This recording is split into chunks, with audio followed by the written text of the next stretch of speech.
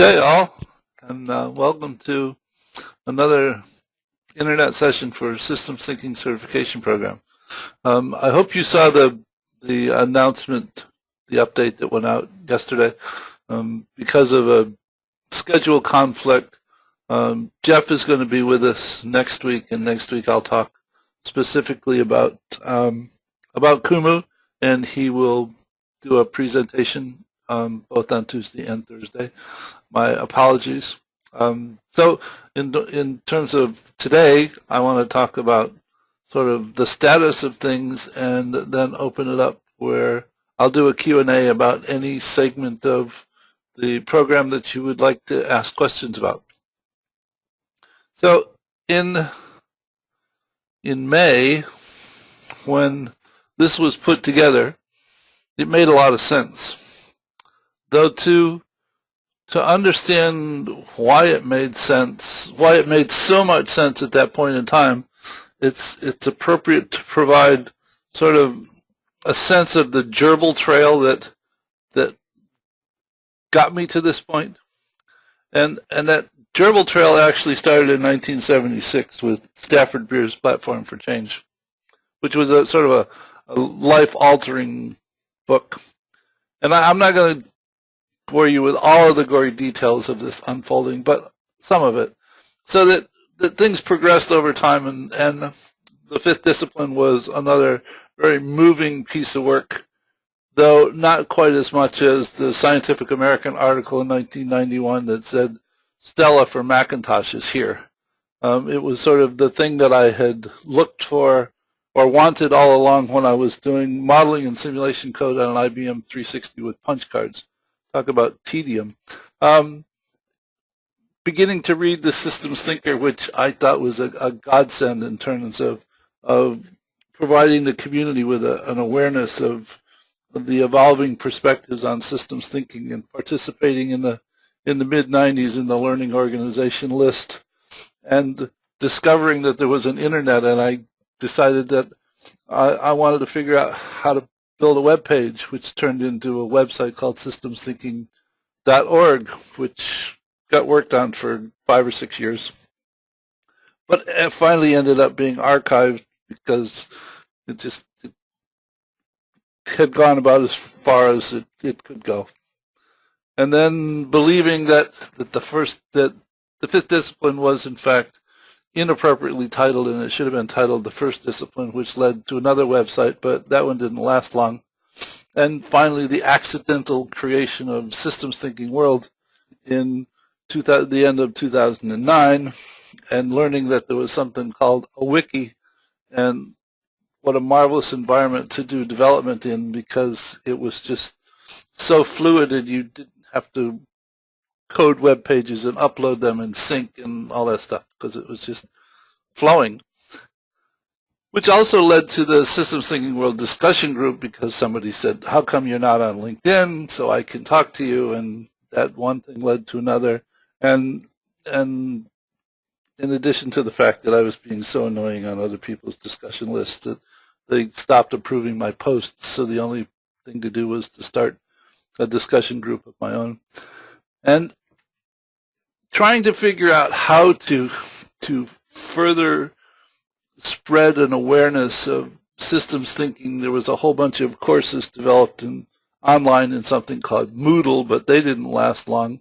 And then Scott Fort Monroe showed up with Insight Maker, which was just a delightful evolution so that we could build and share models readily amongst numerous people. And Scott and I have worked together now for almost 5 years, and I've yet to meet him, though we talk every couple of days, and this has been a marvelous collaboration. Then, based upon Insight Maker and what was possible, there were a set of systemic perspective webinars that were done over a period of a year and a half or so, which led to me writing 4 books that I published on Amazon. But after being on the market for 8 months, I pulled them because the thoughts continued to evolve, and I was unhappy with the way that the the books were put together, and I ran into Khan Academy, and I loved the concept of the learning modules and the fact that they were small, nicely orchestrated pieces of content that were quite consumable without spending an enormous amount of time. And that led to the development of a whole bunch of learning modules or knowledge nuggets based on systems thinking concepts, and it was all labeled 1 + 1 = question mark, which just fell out of somewhere, I don't know where. And a bunch of YouTube videos to go along with those. And then finally, in the beginning of last year, Scott and I couldn't figure out what it was that we wanted to do, so we wrote a book called Beyond Connecting the Dots, which was still trying to figure ways to spread the word about systems thinking, so that it was an endeavor that pushed the technology unbelievably, probably almost over the cliff. For those of you who haven't seen it, it's an ebook that runs as an app or over the web, and right in the midst of the text itself, you click and it opens and lets you work or interact with Insight Maker models, and you can do those in an app on the Mac or the PC, not even connected to the internet, because Insight Maker is actually embedded in the ebook itself. Though it was realized that the concepts continue to evolve so rapidly, and it is so difficult to do an update to this piece of content or to this work, that it probably will never be updated. It was sort of a good idea at a point in time. Though continuing to think about Khan Academy and the 1 + 1 = and the picture in our mind was one of a set of learning threads where all of these knowledge nuggets, these pieces, could be configured together in different ways based upon what you were trying to communicate. So the concept of a metro map seemed to make a lot of sense, where each one of the lines on the map represented a thread, which was a learning thread to weave together a set of concepts to present a larger concept. And there was an attempt to do that in something called the brain, and that was an effort that lasted for 6 or 8 months, and in conjunction with a 14-year love-hate relationship with the software. And finally, the last time it crashed and we lost 6 months worth of work, we said never again. Though just about the time that it went south, Kumu showed up, and I thought I was in heaven. And the Systems Thinking Certification program sort of emerged out of this in April, and it seemed like an amazingly good idea.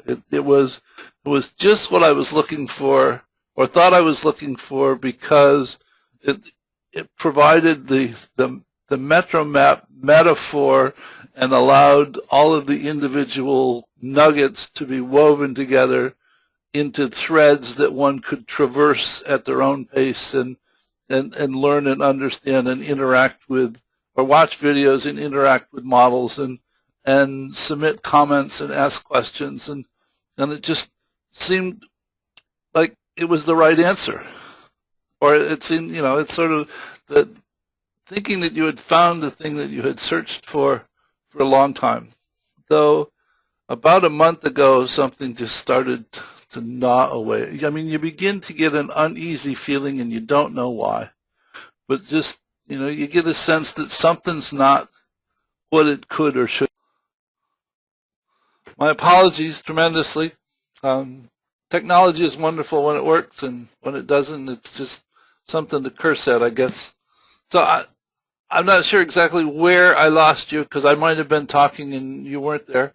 But so when the Systems Thinking Certification program was put together in April, it made a tremendous amount of sense, though it was actually just as everything else, a point in the evolution of things, of thought, of development, which I hope you got a sense of from looking at sort of the Gerbil Trail of things that transpired in the past that were significant and contributing to getting to this point.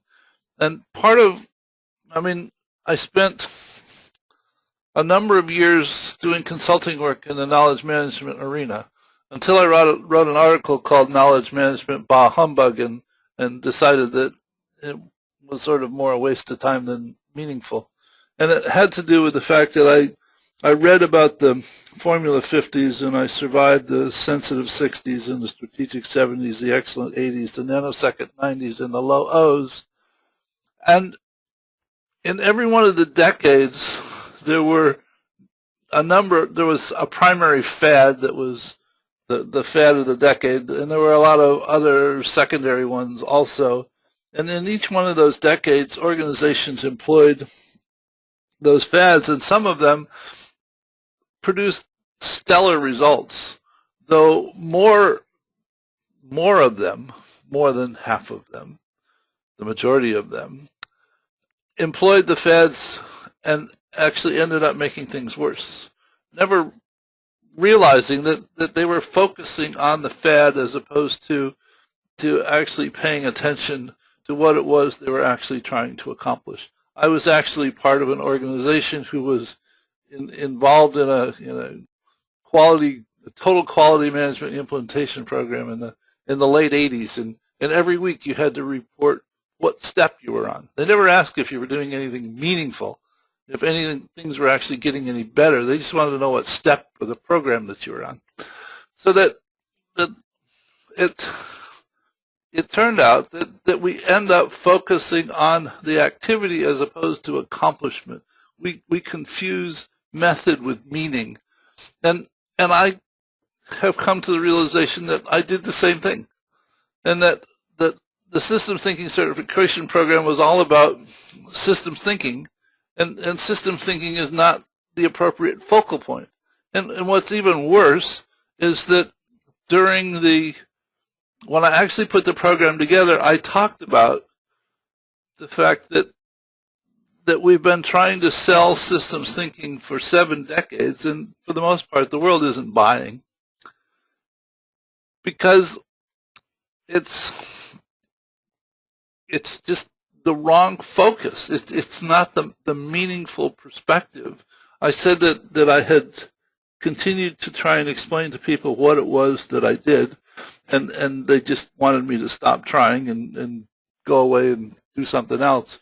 And it wasn't until I said that we figure out how to solve problems so they stay solved and not create new ones in the process. It was something meaningful as an endeavor that they could connect with, so that in the knowledge management bah humbug article from Mike Davidson's The Transformation of Management, the questions were, what are we trying to accomplish? How do we gain a competitive edge? How do we deliver results? And how do we cope with change?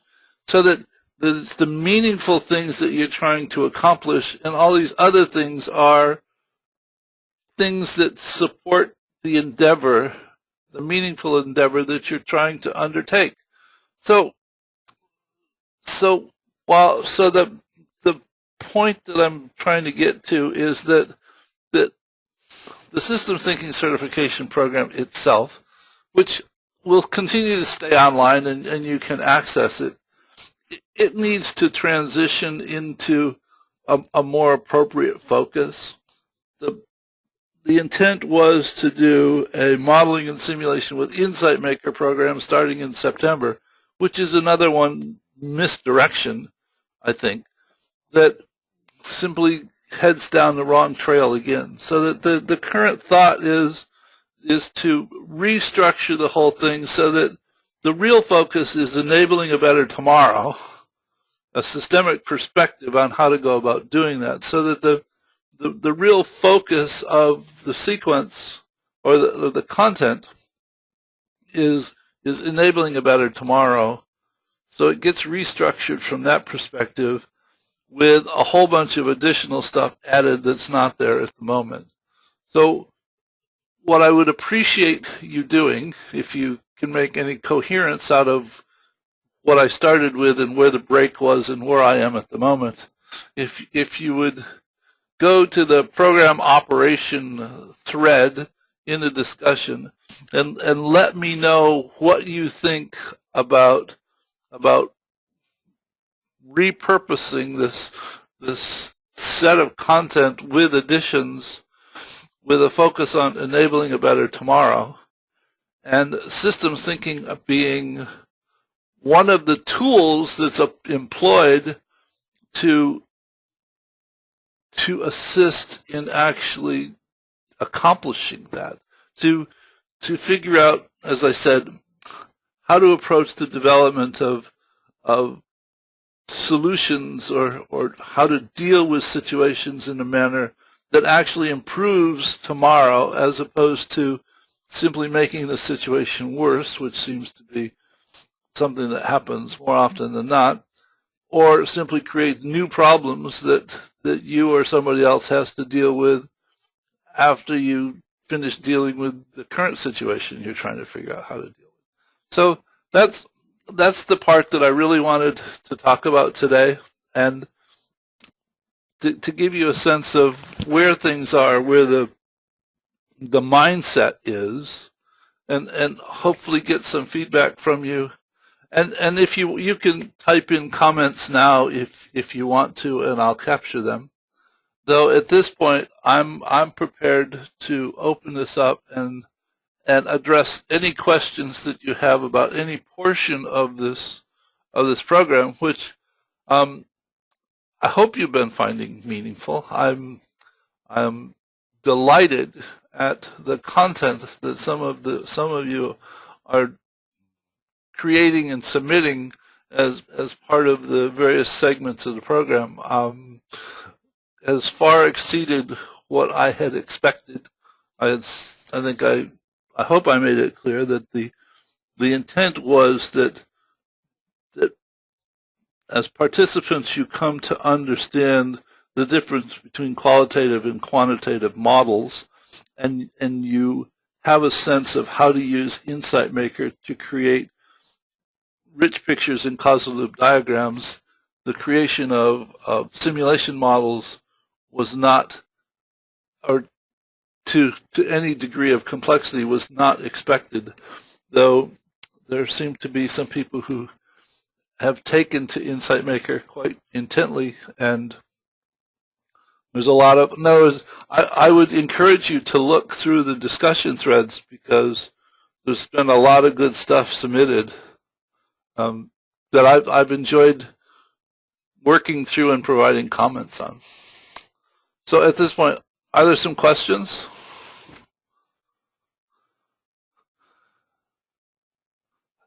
Don't tell me the audio's gone again.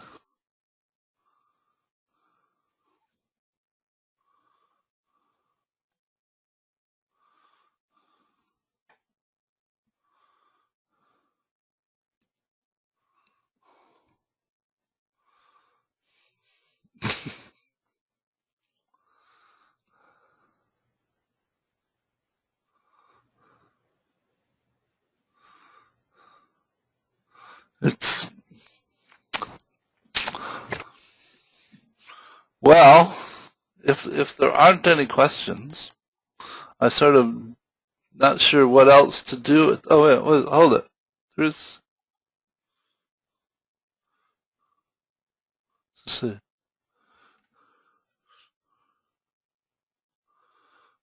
Michael asked the question about, still here. Oh yeah.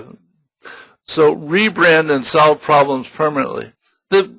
Michael, the intent, in other words, what I hit upon at some point was that solve problems, figure out how to deal with situations. I hate the solve problems perspective, because to me it just says whatever the problem is, I just want to make it go away or go back to the way things were, as opposed to using it as an opportunity to actually leverage and move forward so that that the situation ends up better than it was when I realized that I needed to deal with the situation. So I refer to it as situations that I want to deal with. So figure out how to deal with situations in a manner that produces progress forward, and in a manner that doesn't make the situation worse or create new problems in the process. Now, the question of solving problems permanently, things constantly change, and people say, how can you claim to solve problems so that they stay solved and not create new ones in the process? And the reason that I put that forward is that when you figure out how to deal with the situation, you also put in place, but you also figure out and understand how it is that you should monitor the situation in the future, so that you deal with the things that would derail what it is that you're trying to accomplish. I talk about, I can't just prepare the soil and plant the seeds and expect the garden to grow and have a good crop at the end that I can harvest if I don't actually spend time and tend to the garden along the way, so that I have to water it, fertilize it, and weed it, so that it's nurtured, and then it produces a good harvest. So when we think about what the system's archetypes, if I'm trying to promote growth, then I create a reinforcing structure, and I actually end up with a structure that's doing what I want it to. I know as soon as I create that structure that nothing grows forever. Things always run into limits. So as soon as I create the structure, I start looking for things that would in fact present themselves as limits to that growth, and I go figure out how to work them and get them out of the way.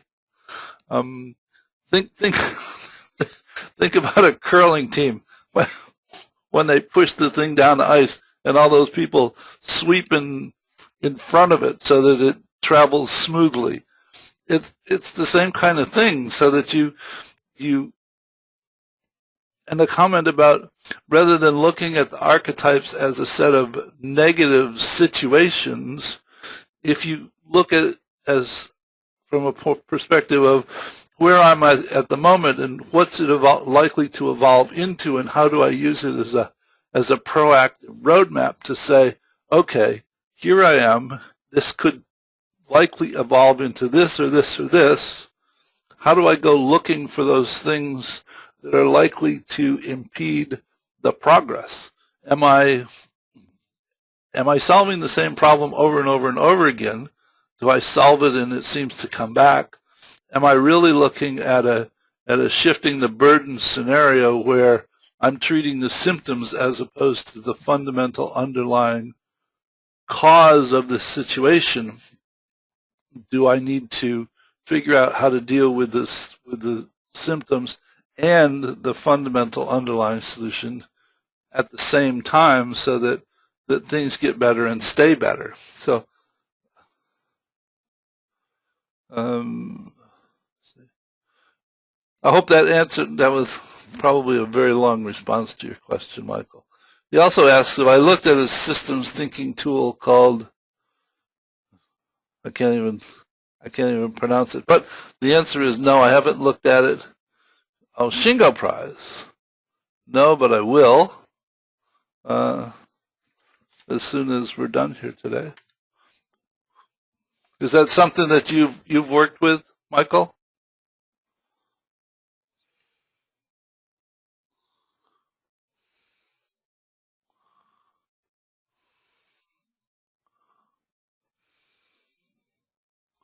Huh? Design and create it. He said, design and create a new system that can evolve as new limits and interactions emerge. That seems to be what I'm referring to, Michael. So I look forward to taking a look at it.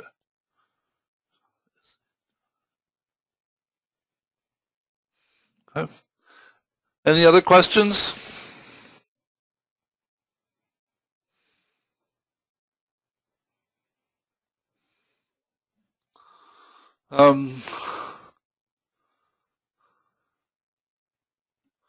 How much is, let's see, Robert asks, how much is system modeling being used in education, particularly mainstream education? Robert, I am not in a position to be able to respond to that directly. I know that the System Thinking in Schools project from the Waters Foundation is intently working with K through 12 to promote the continuing increased usage of systems thinking in numerous programs, and they've been doing that for a number of years.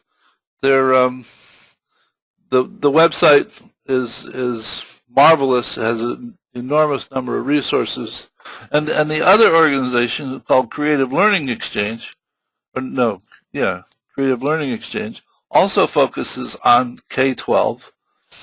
One is more, the Waters Foundation is more systems thinking, more qualitative, and the Creative Learning Exchange is more quantitative, primarily because of they're sponsored by people from MIT and their close connection to people from MIT. And I will post both of those websites.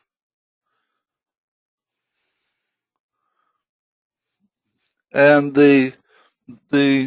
I know that someone participating in this program said that they were giving a paper at the Creative Learning Exchange conference the end of this month about teaching modeling and simulation with InsightMaker, which I'm looking forward to hearing how that went, because the people, those two groups are primarily Stella users, or have been in the past. So, Creative Learning Exchange and Waters Foundation. Okay. Let's see. Brian, well, okay.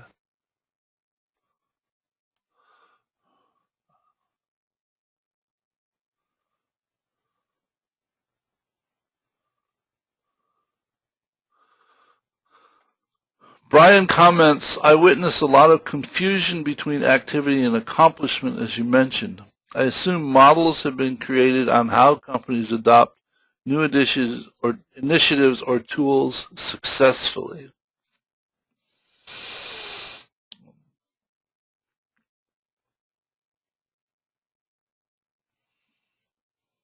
I'll have to look, Brian.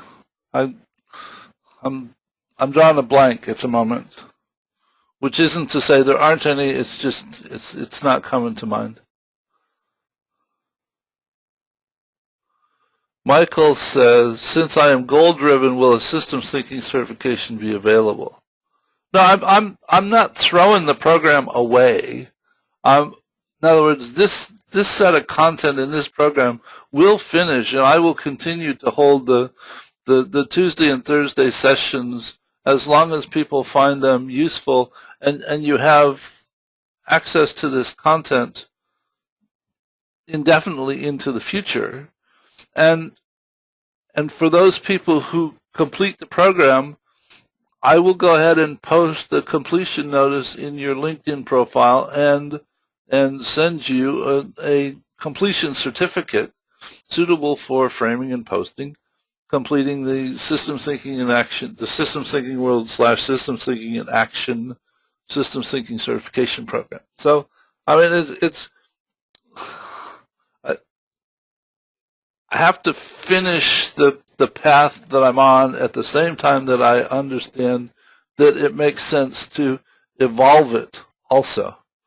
Does that help, Michael? Robert comments, I think that future STCP may think about one module focus on applications for education.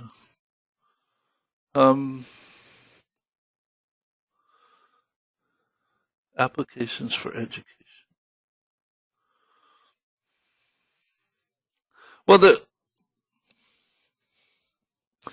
one, all right.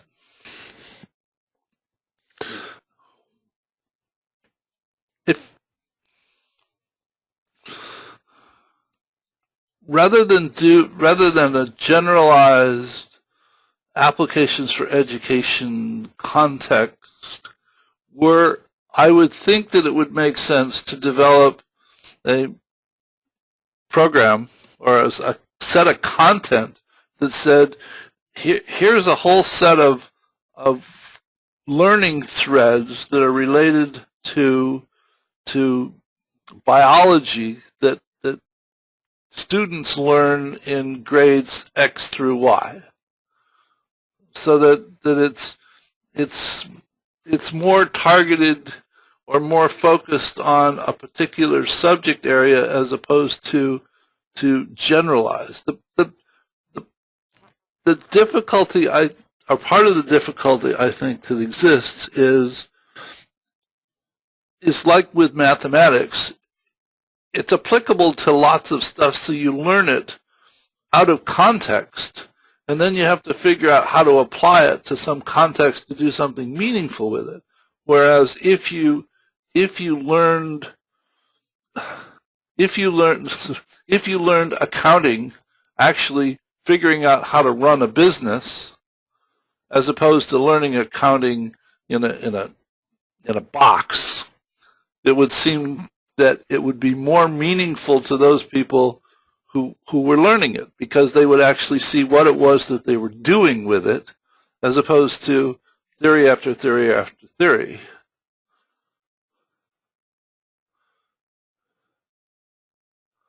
Okay? Any more?